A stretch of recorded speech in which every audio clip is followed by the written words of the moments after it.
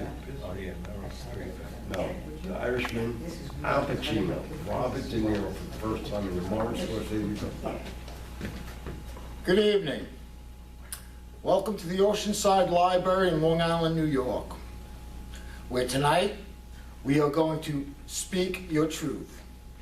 A reading that is also happening in Aldeburgh UK and Salinas, Kansas. And this was put together by Ian Griffin in England and George Wallace here in the United States. And Jeanette Powers is doing her reading in Salinas, Kansas. Our first reader tonight will be Francine Witt.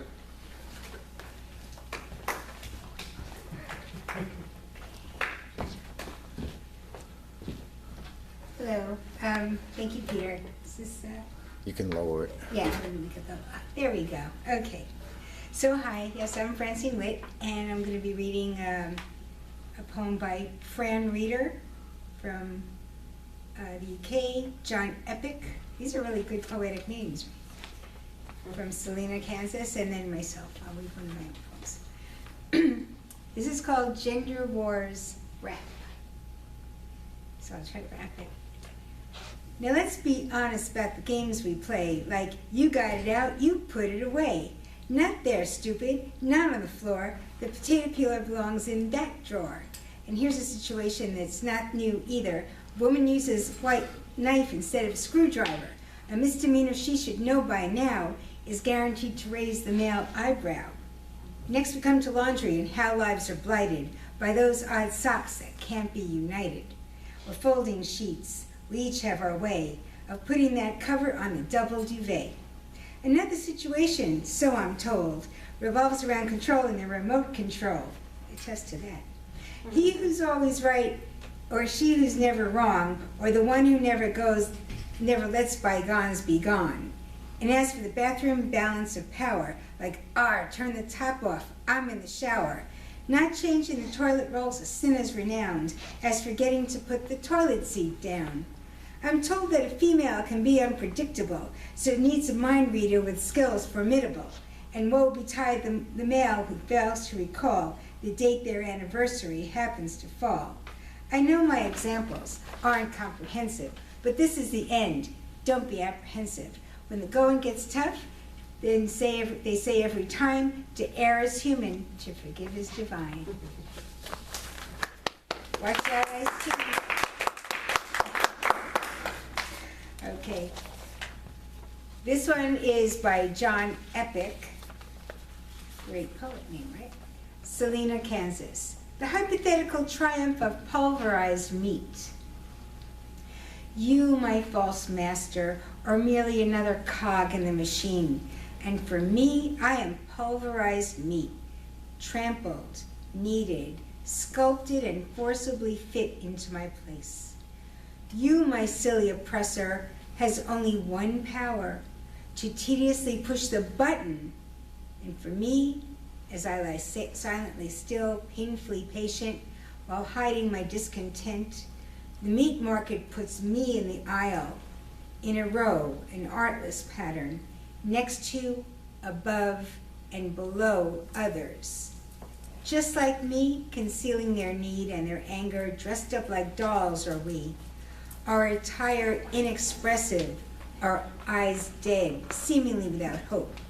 And we lie silently still, painfully patient, waiting to be sold to the highest bidder.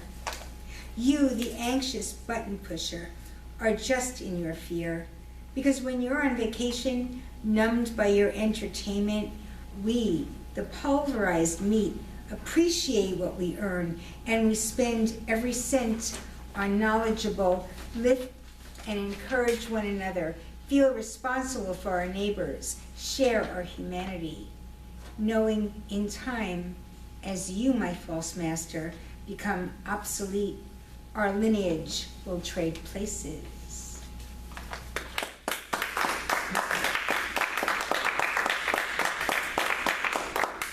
you. And here's mine.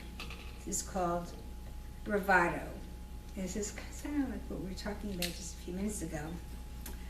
Bravado. Take away our medicines and guns, and where are we really? Not at the top of the food chain, that's for sure. Our teeth can barely tear a baguette, and forget about breathing in the wrong stranger's sneeze. Put us in the jungle and watch the tigers sniff us out. Nothing but our bready hands to fight them off. Tigers don't care about your negotiating skills or your way with a presentation. And bacteria, small as they are giant to us, salivating as they gather on the tip of our thumbs, and us armed only with hand soap and woolen scarves, while they just laugh and keep lurking right there in the light. Thank you. Our next reader, Anthony Policano.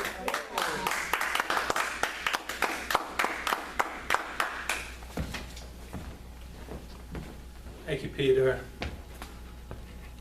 Hello to everyone out there in Aldeburgh, UK, and Salinas, Kansas. I have some terrific poems. I'm going to start off with Florence Cox's poem called Face It. Florence is from Aldeburgh, UK. Face it. Strip off your yearning, sheathe your heart in ice. Bury the longing of your skin for touch, your mouth for exploratory kisses, your breasts for cupping hands that are not your own. Forget it. Forget you are a sentient being, made for love, who has been loved badly, or not at all, for far too long. Face it. Your skin, as smooth as cream, will lie untouched under indifferent clothes, whose buttons no one undoes except yourself. Your lips, so gentle and strong, will remain shockingly unkissed. The warm, secret trails of your body unexplored. The swoops of lust or joy unfelt. You can still think. Why then do you believe, against all odds, that joy outweighs the pain? Hide under the invisibility cloak of crow's feet and graying hair. Disqualify yourself and be content.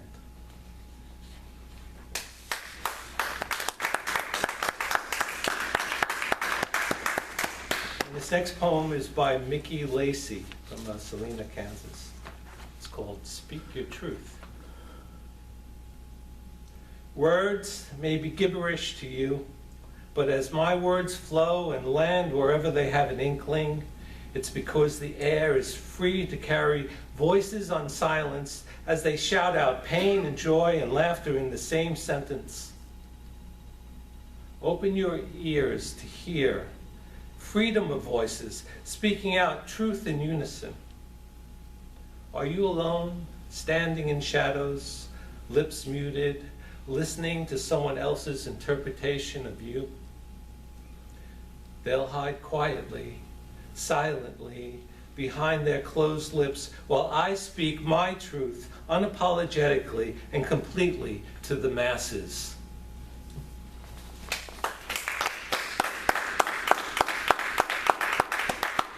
Two excellent poems.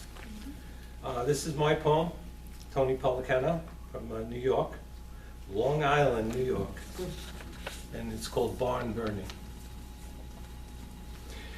You ask me, what's the story with the barn? Are we painting it red tonight? Well, go ahead, paint it red, white, and blue glitter or a purple haze, but just don't be so sure about painting it dead. Oh no, not yet, not while you're still here and poems are taking you somewhere far off. No, just be thankful. Take it to the next level, grateful. The blank page in your notebook is now a poem in your pocket, a wordy rocket counting down to explode. Giddy up, your name's being called. Feel that horse in your chest getting shooed. Get on up, there's a memory in your mind out of time, waiting to be made like some wise guy moving up in the mob. Today is confirmation day. From henceforth, consider yourself a made poet. Black raven perched on your left shoulder, surrounded by a room full of made poets.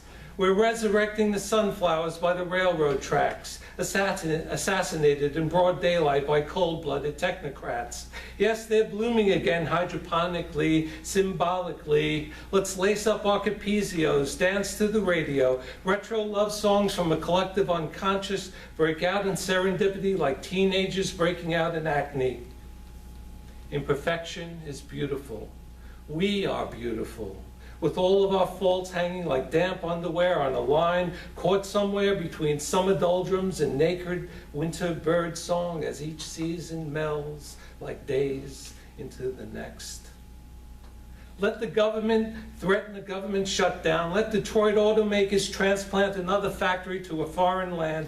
Go ahead, shut it down, but you can never kill American optimism.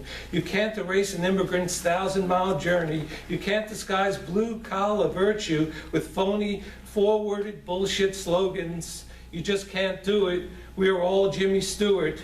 We replay what our life would be like in our own little towns without us. Come to one conclusion: we were meant to be here in this universe, in this building, at this particular time, in time's continuum. This barn has tiger eyes. This barn is burning bright in the forests of the night, in the gravel parking lot, in the Harleys and ambulances roaring down Main Street.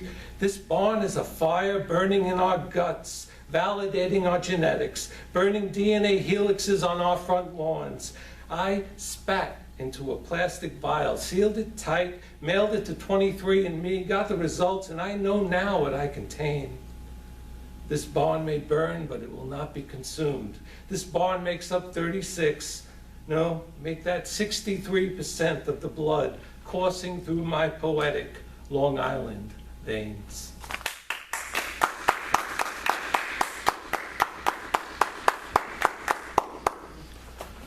Our next reader, Doreen Spungen.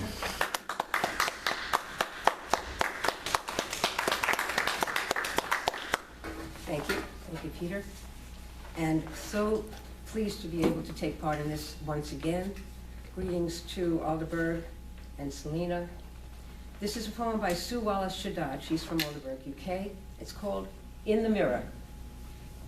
The party was held in a dance club, with sprung floor for lightness of step, mirrors all round the wall. I grabbed some food and drink, sat down in a secluded corner, not quite sure what to expect. Chatting with friends, new acquaintances, the evening passed pleasantly enough, till the host took up the microphone, announced some rock and roll, deftly demonstrating some moves. Not many got on the floor. The music then moderated, and soon I was having a go. My tired old bones doing their best to dance with a bit of energy, even zest. But one glance in the mirror, and I could see the truth. A gently rocking, middle-aged lady, several years on the clock, slowly having a good time.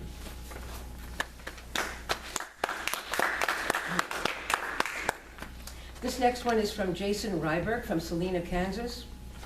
On the road with Uncle Walt and Juice Newton.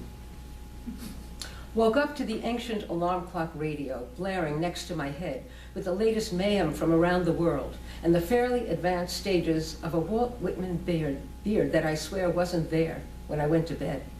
And it's something about rockets fired into crowds armed with rocks. And I'm wondering suddenly if today wouldn't be one of those days better devoted to driving around the country back roads, drinking beer and picking wildflowers wherever I find them. And suddenly I'm there. In a whirlwind of activity, it has been decided and enacted, and I'm driving down a classic American country road with The stag tall boy between my legs, and Juice Newton's playing with the queen of hearts of all things, crackling out of the AM radio oldies channel. And somehow I know all the words, yes, by heart. And I'm belching it out like I'm in the band and all I've had for breakfast is half a bagel, some kind of B-complex vitamin and a beer, thinking that I really should get that broken driver's side tail light fixed one of these days before my luck finally runs out. And while this is all probably ill-advised, it's okay, because the point is, I'm here, and I have become this invisible, all-seeing eye of the poem, maybe somebody else's poem, I don't know, roving about the classically bucolic American countryside, tethered to nothing, beholden to no one. And I'm thinking how I'd love to have old Uncle Walt in the passenger seat next to me, singing along to Juice Newton, or hanging his smiling head out of the window like a golden retriever or yellow lab, drunk and delirious on wind and sun, or standing next to me laughing like madmen as we piss all our worldly cares away by a roadside ditch. Wildflowers in our hair, wildflowers in our pockets, wildflowers in our fast approaching afternoon nappy time dreams.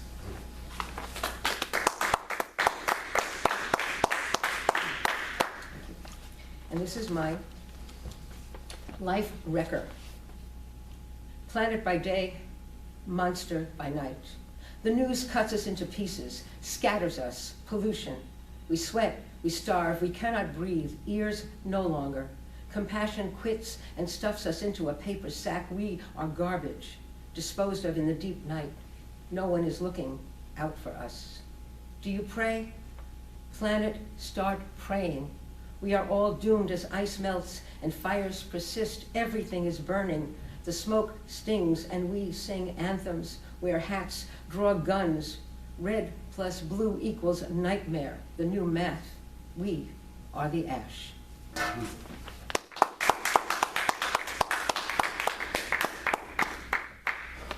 James Romano, please come up.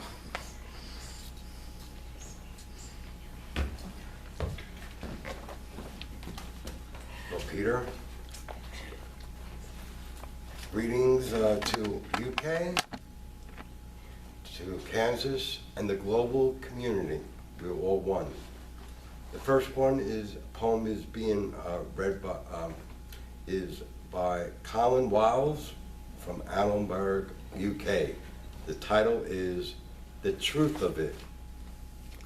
I curtain the difficult memories with camouflage in earth tones, fading them away to nothingness. I bring a light to bear on painless memories, polishing off the rough edges, separating them from the dross, brightening their colors with verbal whiteners. What do I remember? I embellish in vivid hues, detail carved with precision, aligned with temporal certitude, perfect logical exactitude, coinciding rigorously and unforgettably. The truth can reliably deceive.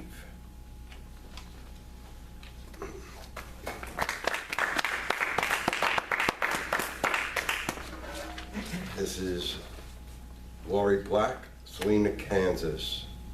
In McAllen, Texas, children live in detention camps. Rough, scattered of birds rises into bare trees, hanging with black nests, rises as though merely one handful of feathered scooped up and flung into branches. Stupid world that makes me love its careless moment in a day when I was looking elsewhere for a reason. I am driving hard against the light, racing ahead of a storm that keeps gathering and disappearing. The faster I push these bodies, explosion by explosion, into a flightless gate.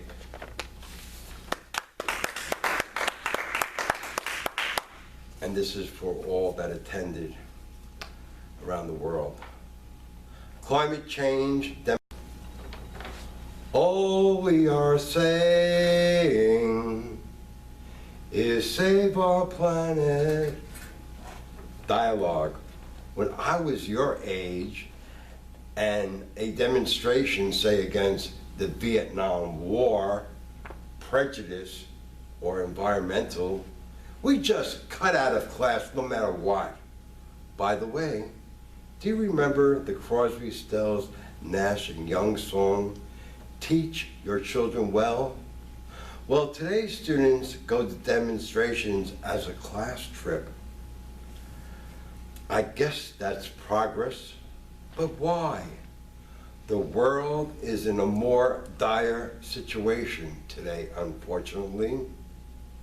Chance. It's our planet, take it back. It's everybody's birthright, and that's a fact. We want the world, and we want it back again. When do we want it back? Now. So remember, all we are saying is save our planet. All we are saying is save our planet. All we are saying is save our planet. Imagine all the people. Peace.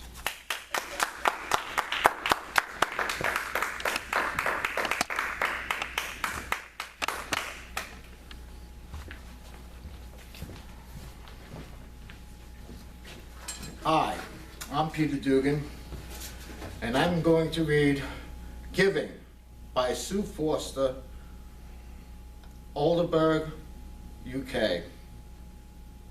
Giving.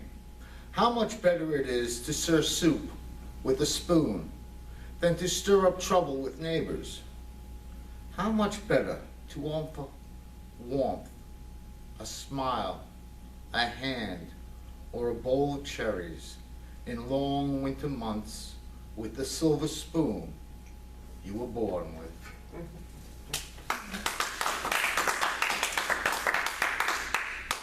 My next poem is by Jeanette Powers from Salinas, Kansas.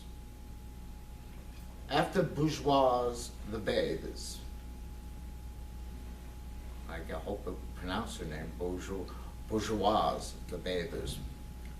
Don't forget how to listen, or if you have, drop everything and run to a sandbar in a river. You'll probably have to swim.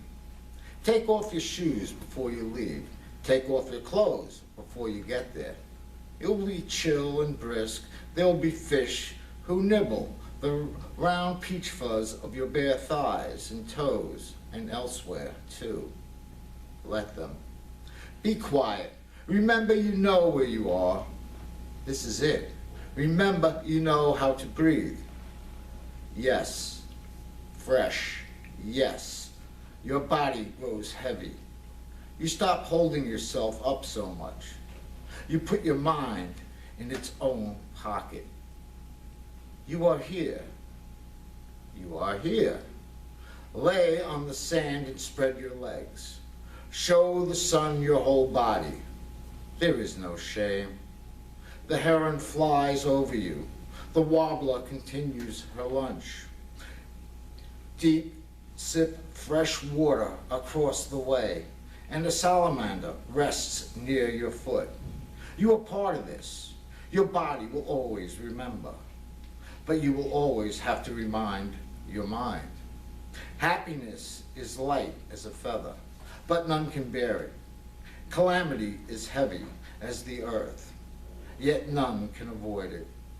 There will be another storm, but right now you stand naked before everything there is, and all is right in the world.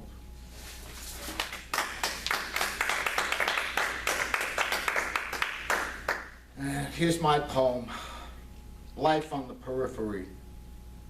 Balancing between the dream and reality, happiness walks a tightrope laden with a heavy burden.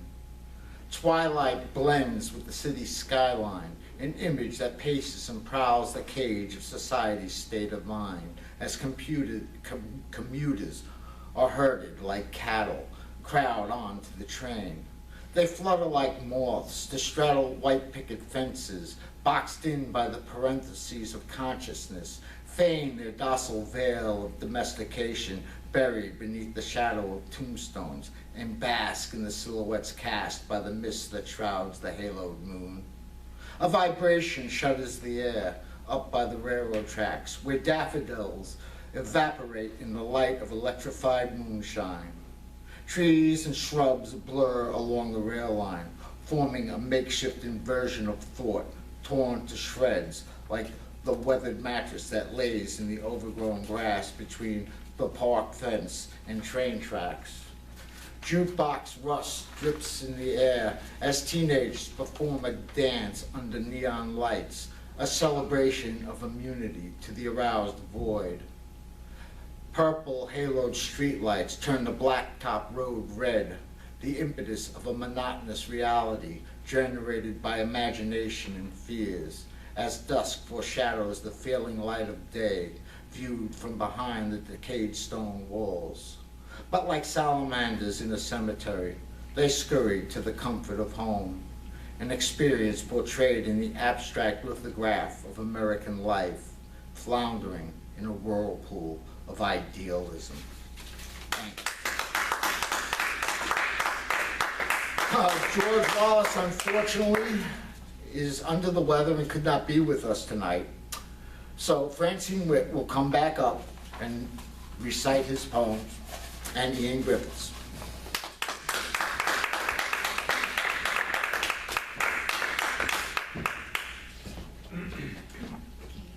Hello, I'm still Francine Witt.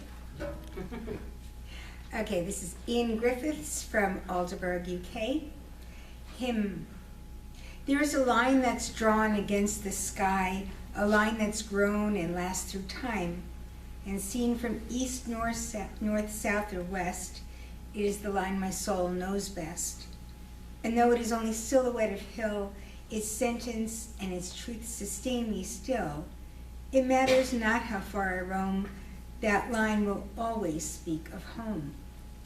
In life I've traveled wide and far, and fortune been my guiding star. I knew I never lost could be, so much that long line meant to me.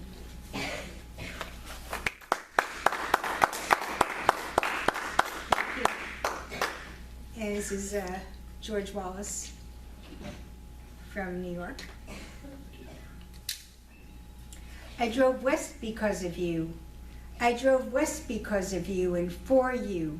Heard your voice in moonlit miles, crossed the Jesus-infested sky, caught hell at every 6-gun speed trap and felt envy smiling at every exit ramp.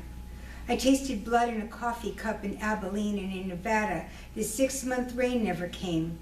I slept like the damned, fouled in the yellow arroyo, and killed a horned toad with a wiper blade because I thought I heard it say your name. And I drove west because dry, dead riverbeds sprang to life and dull horizons climbed to heaven, and because the cascade of Nebraska green grasses is unbending. I wept over you like embroidery and wanted to love you, but could not, and wanted to understand you, but could not, and wanted to rescue or replace you, but could not.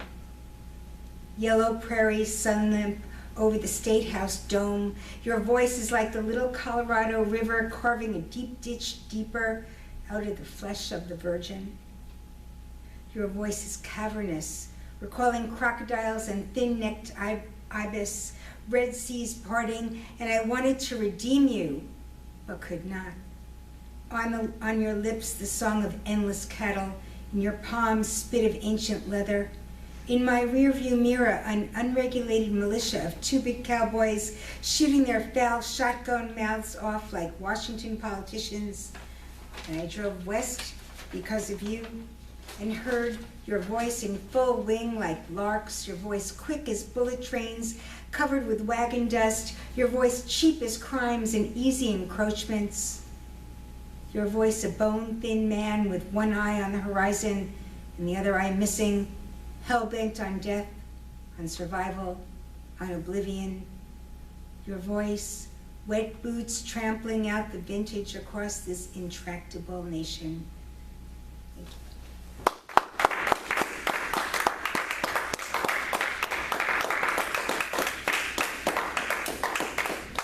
I'd like to thank all our readers. Francine Witt, Anthony Policano, Doreen Spongy, James Romano. And thank everybody in Salinas, Kansas, and Aldeburgh, UK. Yes. This is Peter Dugan, and have a good night.